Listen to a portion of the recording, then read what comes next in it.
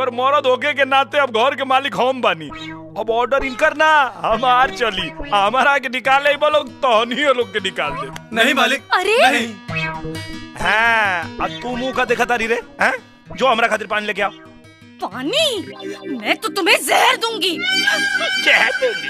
जो देवे के बाद तो देते नहीं खे। नाराज हो गए। सुनो ना, दिन भर लड़ाई हुई तो हमनी के प्यार मोहब्बत कब करे के? वैसे रात के तब प्यार के हमनी के खेला खेलिए ना पहुंच जा। चला ना अभी प्यार के लड़ाई लड़ल जाओ। Oh shit.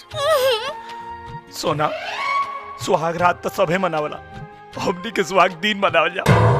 चलो ना।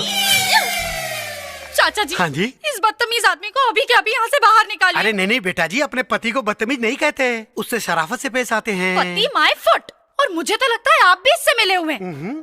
कोई बात नहीं, मैं इस शहर का सबसे बड़ा वकील करूंगी और चुटकियों में तलाक देके इसे यहाँ से बाहर निकलवा दूंगी, देखना। अरे नहीं बेटा जी, ऐसी गलती जिंदगी में मत करना, क्योंकि तुम